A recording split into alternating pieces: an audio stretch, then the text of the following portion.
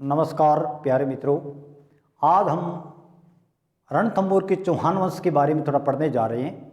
रणथंभौर जो दुर्ग है वहाँ पर चौहान वंश का मूल संस्थापक कौन था, मैं आपको वहाँ की थोड़ी हिस्ट्री बताऊंगा। कम समय में आने वाले प्रश्न ज़्यादा से ज़्यादा यहाँ से आएंगे, क्योंकि बीच की जो बात है वो देखिए कैसे होती है, कैसे प्रश्न आते हैं, आप कंप्लीट कर जाएंगे।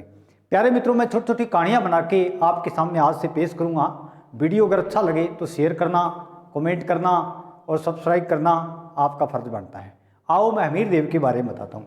प्यारे मित्रों, आज हम रणथंभौर दुर्ग चलते हैं। रणथंभौर जो दुर्ग है वहाँ पर सबसे पहले पढ़ते हैं किसने राज किया। वहाँ पर थे चौहान वंश। कौन सा वंश था? चौहान वंश था। और चौहान वंश रणथंभौर दुर्ग में देखे चौहान वंशों में तो ये गोविंद राज चौहानों का आदि पुरुष रणथंभौर में है। प्यारे मित्रों, ये गोविंद राज कौन था बहुत बार पूछ लेते हैं। आपने अजमेर के अंदर चौहानों का जो पृथ्वीराज तृतीय था उसके बारे में सुना होगा। पृथ्वीराज तृतीय को तो उसने मोहम्मद गोरी ने मार दिया था। उसके बाद इसका बेटा था गोविंद राज। तो 1192 में पृथ्वीराज की मृत्यु हो जाती है तो उसका बेटा गोविंद राज गद्दी पर बैठता है। अजमेर की बात बता रहा हूँ। तो प्यारे मित्रों, वहाँ पर क्या होता है, गोविंद राज को उसका चाचा हरिराज परेशान करने लगता है। और परेशान जब करता है तो वो किसको सूचना देता है? गोरी का गुलाम कुतुबुद्दीन ऐबक को सूचना देता है। ऐबक आकर वहाँ से उसको कहता है, तेरे को अगर भैया बढ़िया तरीके से जीना रहना है तो रणथंभौर चले जा। तो वो क्या है, गोविंद राज कहाँ जाता है? रणथंभौर में आ जाता है। और ये रणथंभौर दुर्ग में कब आता है? 1194 को। कब आता है भाई? 1194 में रणथंभौर दुर्ग में आ जाता है। यह है गोविंद राज चौहानों का मूल पुरुष। तो प्यारे मित्रों, यहाँ पर गोविंद राज से लेकर हमीर तक की देखे हिस्ट्री, तो हमीर देव इसका अंतिम जो चौहान वंश का राजा था वो हमीर देव था। इसकी थोड़ी हिस्ट्री देख लेते हैं, ये क्या होता है। प्यारे मित्रों, यहाँ पर पहले तो देखते हैं एक दुर्ग है जिसका नाम है रणथंभौर। कौन सा दुर्ग है? रणथंभौर दुर्ग। और यह दुर्ग है सवाई माधोपुर में। प्यारे मित्रों, रणथंभौर दुर्ग कहाँ पर है? सवाई माधोपुर के अंदर।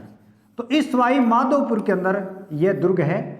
यह तो बनाया था रणथंभौर चौहान ने, कोई 8वीं सदी के अंदर बनाया था। यह देखे शुक्र नीति के अनुसार तो एक एरण दुर्ग है।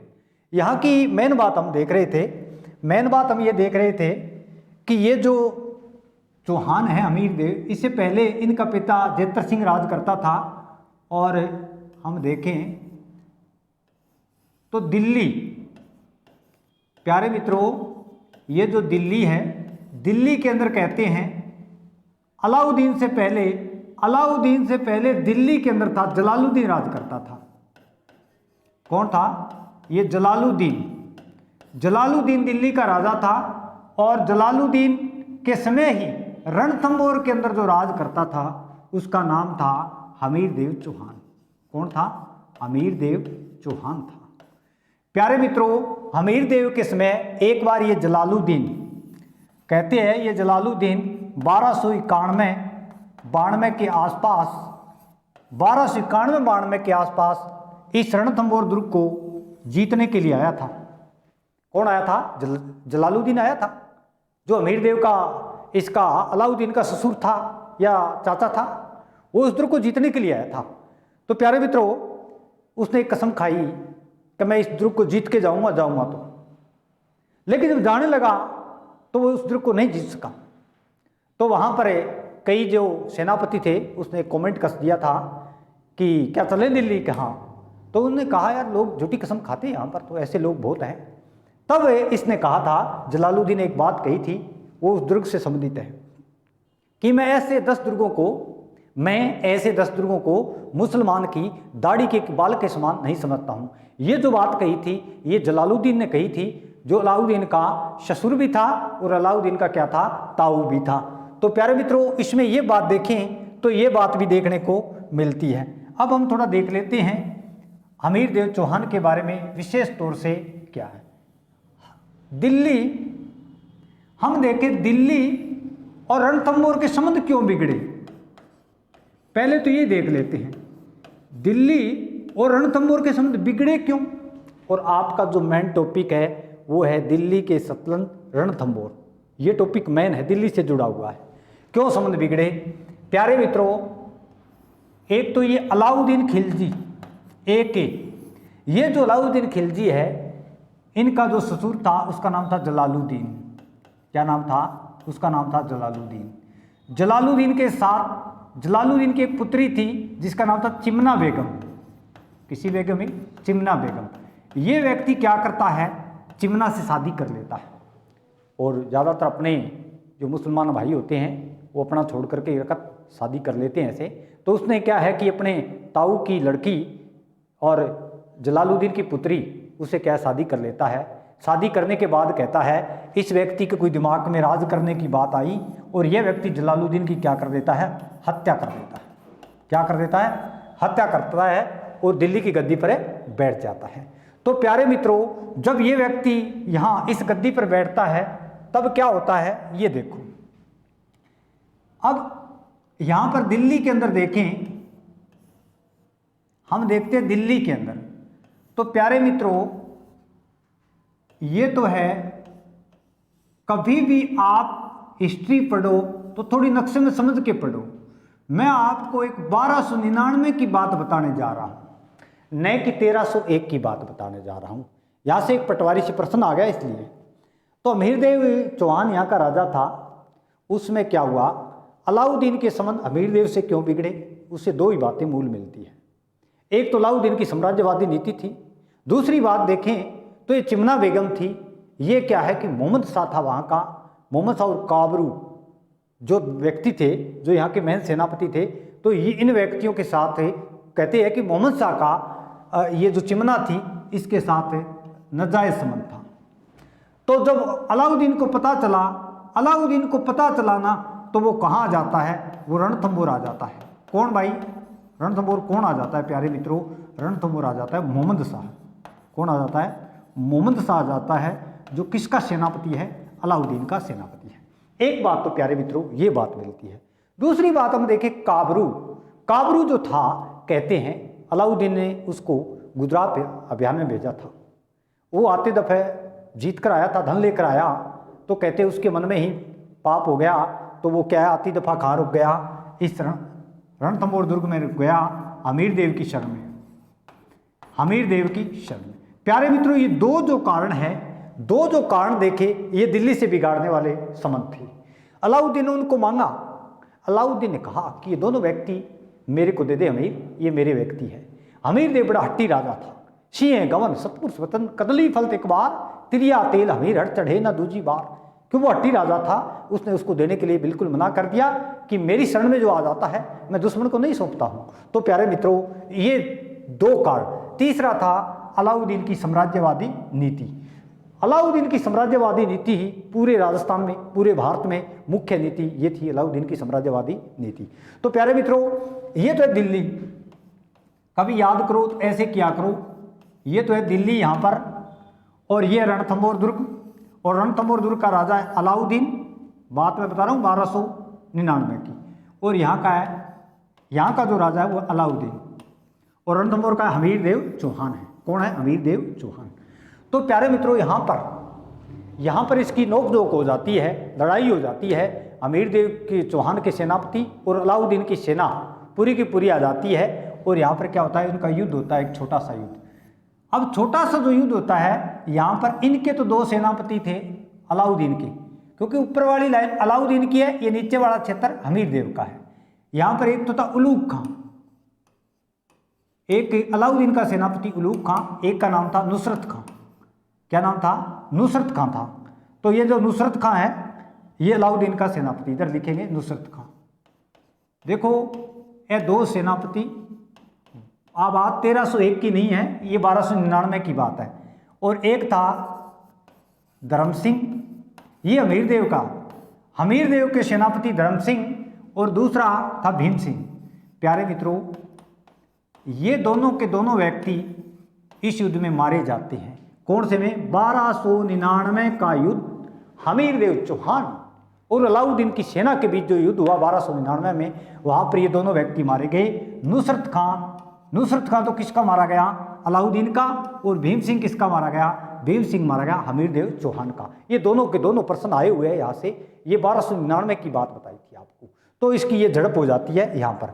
और हम देखें प्यारे मित्रों, आगे हम थोड़ा देखें इनके बारे में जानकारी लें, तो इनके बाद आते हम 1301 में। मैंने कहा कभी युद्ध याद करो तो ऐसे करो 1301 में। और 1301 में दिल्ली का राजा वही था, कौन था भाई? अलाउद्दीन। कौन था? अलाउद्दीन दिल्ली का है। और नीचे वाला ये स्थान है, ये रणथंबोर है। ये कौन सा है?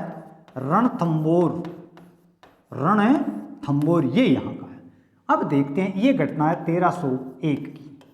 राजस्थान का प्रथम शाखा।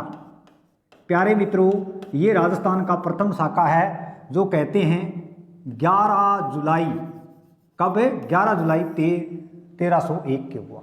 इसकी थोड़ी स्टोरी सुनिए आप। स्टोरी छोटी स्टोरी है, कोई प्रश्न आएगा तो आपके बड़ा अच्छा तरीके से याद होगा। प्यारे मित्रों, 1301 में हमीरदेव चौहान रणथंबोर का राजा था। समझ तो उनके बिगड़ चुके थे, क्योंकि मोहम्मद शाह काबरू को उसने वापस नहीं सौंपा था। तब कहते हैं कि अलाउद्दीन ने उस पर आक्रमण करने की सोची। अलाउद्दीन ने इस दुर्ग को घेर लिया, रणथंबोर दुर्ग को क्या कर लिया? पूरा का पूरा घेर लिया। लेकिन घेरने के बाद ये जो हमीरदेव चौहान था, ये एक चीज में व्यस्त था। हमीरदेव चौहान ने एक कोटिजन्य यज्ञ किया था। कौन सा प्यारे मित्रों? कोटिजन्य यज्ञ।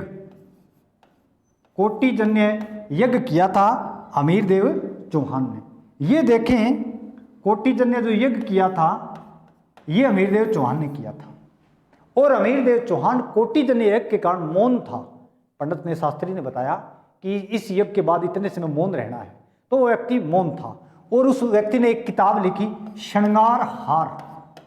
बहुत बार पूछते हैं श्रृंगार हार किसकी रचना है? तो हमीरदेव चौहान की रचना है। चलो हम देखते हैं ये बात। अलाउद्दीन ने 1301 में इस दुर्ग को घेर लिया।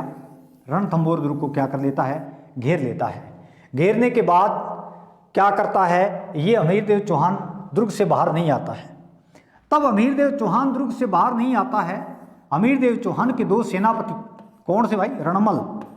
एक का नाम रणमल और एक का नाम है रत्तीपाल। रणमल और रत्तीपाल हमीरदेव चौहान के क्या है प्यारे मित्रों? सेनापति। बात कब की बता रहा हूँ? 11 जुलाई 1301 की बात बता रहा हूँ। हमीरदेव चौहान पर अलाउद्दीन आक्रमण करता है, दुर्ग को जीत नहीं पाता है तो एक व्यक्ति को लालच देता है। रणमल को अलाउद्दीन बुला लेता है और कहता है, बेटा आप जो ऐसे ही रहोगे, ऐसे ही गेट कीपर बने रहोगे तो आपकी ज़िंदगी कैसे गुजरेगी? तो वो कहता है, अंकल जी क्या करें, आपको ऐसा करना है, मैं एक थोड़ा सा इलाज बताता हूँ, वो आप अगर कर दोगे तो मैं आपको ये रणथंबोर दुर्ग दे दूंगा। तो रणमल कहने लगा, मेरा भाई, तेरे भाई को मैं चित्तौड़गढ़ दुर्ग दे दूंगा, मेरा एक छोटा सा काम करो। तो कहने लगा, हाँ बताओ। उसने कहा, इस दुर्ग के दरवाजे खोल दो, क्यों दोनों गेट कीपर थे। तो उन्होंने कहा, हाँ खोल देंगे, लेकिन बात का पक्का रहना। उन्होंने कहा, बात का मैं पक्का हूँ, मेरा नाम अलाउद्दीन है। प्यारे मित्रों, ऐसा ही हुआ। रणमल रत्तीपाल ने इस दुर्ग के गेट खोल दिए। किस दुर्ग के? रणथंबोर दुर्ग के गेट खोल दिए। अब क्या होता है? अब जो हमीरदेव चौहान है, वो अपनी पत्नी, उसकी पत्नी का नाम था रंगा देवी।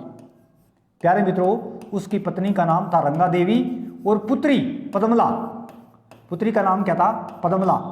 दोनों को समझाता है। कौन समझाता है? हमीरदेव चौहान समझाता है कि प्यारी प्यारी वाइफ, मेरी पत्नी, मैं तो मरने जा रहा हूँ, क्योंकि आज मौत होगी निश्चित है, लेकिन हम सूरवीर हैं, पीछे नहीं हटेंगे, बिल्कुल युद्ध करेंगे, युद्ध में लड़ते लड़ते मारे जाएंगे, लेकिन आपको क्या करना है? जोहर को अंजाम देना है। प्यारे मित्रों, जोहर 2 होते हैं, एक जल में कूदकर आत्महत्या कर ले या जल में कूदकर जान दे दे, वो जल जोर है, और अग्नि में कूदकर जान दे दे, वो अग्नि जोर है। इसमें कहते हैं ये अपने राजस्थान का एक जल जोर हुआ था, पद्मसर तालाब है, उसके अंदर आपको क्या करना है? अपनी रानी को बताया कि उसके अंदर कूदकर जान देनी है। सोचने वाली बात है, अगर वो जल में नहीं कूदे, पद्मसर तालाब में नहीं कूदे तो क्या होता? उसमें नहीं कूदे तो वो लोग आन बान शान को क्या है? ठेस पहुंचाते, उनके साथ बड़ा भद्र व्यवहार करते थे। इस शान से बचने के लिए वो क्या है? समझाया कि आपको पद्मसर तालाब में कूद करके क्या करना है? अपनी जान दे देनी है। वो रंगा देवी कहने लगी, ठीक है, ये रंगारंगी प्रोग्राम तो होना है, ये तो पक्का होना ही होना है, कोई बात नहीं, आप जाओ। तो प्यारे मित्रों, जब हमीरदेव चौहान अलाउद्दीन के लिए, अब अलाउद्दीन को उसने रोक दिया था कि अभी मैं घंटा 2 घंटा में अभी युद्ध के मैदान में आ रहा हूं, आप वहां चलो। तो ये दुर्ग के अंदर नहीं आए, वो क्या युद्ध मैदान में चले गए। और जब ये जाने लगा, हमीरदेव चौहान केसरिया बाना पहनकर, पूरे सेना थी, केसरिया कपड़े पहने, किसी ने सापा बांधा, ढोल डीजे बजाया गया, जाने लगे। बड़ी खुशी बड़ी खुशी थी मरने के लिए। जाने लगे ना, निकलने लगे, तो इन व्यक्ति को हंसी आ गई। ये हंसी आना, ये ध्यान रखना, ये बड़ी नोक झोंक वाली बात होती है। हंसी जो आ गई इसको, ये व्यक्ति थोड़ा हंसा। हमीरदेव समझ गया, हमीरदेव जानता था कि इन दोनों ने मेरे को धोखा दिया है। हमीरदेव कहने लगा, बेटा एक बात कहूं क्या तेरे को? कहने लगा, हाँ अंकल। कि मैं आज तक 17 युद्ध किए, मैंने आज तक 17वां तो ये है, 16 युद्ध में नहीं आ रहा ना? कहने लगे, हाँ नहीं, ये हारूंगा, मौत भी होगी, लेकिन बेटा मैंने कारण बता दूं, मेरी हार का कारण क्या है? कहने लगे, हाँ आपके हार का कारण क्या है? तो उन्होंने वहां पर एक बात बोली थी, बड़ी प्राचीन काल से चली आ रही है। उन्होंने कहा, मुझे अपनों ने लूटा, गैरों में कहाँ दम था, मेरी नाव वहां डूबी जहां पानी कम था। बेटा मेरे को दूसरे कोई हराने वाले नहीं थे, और मेरे को अपनों ने हराया है, और मैं इसलिए जा रहा हूं। कोई बात नहीं, याद रखना तुम्हारे साथ कैसा होगा। तो क्या है? कहने लगे, कोई बात नहीं। जब हमीरदेव चौहान यहां चला गया ना, हमीरदेव जो यहां चला गया थोड़ी दूर पर, रत्तीपाल पूछने लगा कि यार तेरे को क्या कहा हमीर, हमारे राजा जी ने क्या बोला था कान में? तो उसने कहा, मेरे को यार ये बोला था कि मुझे अपनों ने लूटा, गैरों में कहाँ दम था, मेरी नाव वहां डूबी जहां पानी कम था। तो कहने लगा, यार गलत बोला, तेने कुछ जवाब नहीं दिया? कि नहीं दिया, चल मैं जाता हूँ। वो पीछे पीछे गया, अंकल स्टॉप, अंकल जी थोड़ा रुकिए। हाँ बेटा क्या बात है? आपने ये बात कही मुझे अपनों ने लूटा। हाँ। उन्होंने कहा, तुझे अपनों ने नहीं लूटा, गैरों में भी दम था, मेरी आपकी नाव वहां नहीं डूबती, आप वहां गए ही क्यों जहां पानी कम था? बात बिल्कुल सत्य हुई। कहने लगे, चलो बाद में बात करेंगे आपसे आकर के। तो हमीरदेव चौहान क्या है, अलाउद्दीन के मैदान में चला जाता है, और वहां प्यारे मित्रों लड़ते लड़ते मारा जाता है, पूरी सेना मारी जाती है। ये बात है 11 जुलाई 1301 को। पीछे से क्या है, रंगा देवी के नेतृत्व में जौहर को अंजाम दिया जाता है। किसको अंजाम? जौहर। वो भी कौन सा जौहर? जल जौहर को अंजाम दिया जाता है। सभी की सभी रानियां जल जौहर करती है।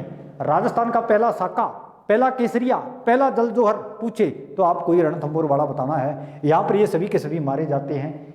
हाँ, अब पूछते हैं विद्यार्थी कि गुरुजी फिर इनको क्या हुआ? प्यारे मित्रों, हम जो देखें कि ये जो व्यक्ति थे, एक तो रणमल, एक रत्तीपाल। हमने देखा हमीरदेव चौहान की पूरी सेना मारी गई है, जोर हो गया है, केसरिया हो गया, पूरा साका हो गया, राजस्थान का प्रथम साका। प्यारे मित्रों, इन दोनों का अलाउद्दीन ने क्या किया? इनको मौत के घाट उतार दिया। किस पर? मौत के घाट उतार दिया कि बेटा आप अपने स्वामी के नहीं थे, उनका भला नहीं कर सके तो मेरा क्या भला कर सकते हो? दोनों को मौत के घाट उतार दिया। तो ये इसका परिणाम हुआ था। तो प्यारे मित्रों, हम मेन बात देखें कि ये जो हम पढ़ रहे थे रणथंभौर दुर्ग के हट्टी राजा, कौन था हट्टी राजा? हमीरदेव चौहान। तो इस घटना की पूरी जो जानकारी देखें तो प्यारे मित्रों, आप कभी मत भूलना, ये 2-3 किताब है। एक का नाम है हमीरदेव रासो, यानी पूरी जो की जानकारी मिले वह कौन सी पुस्तक में मिले?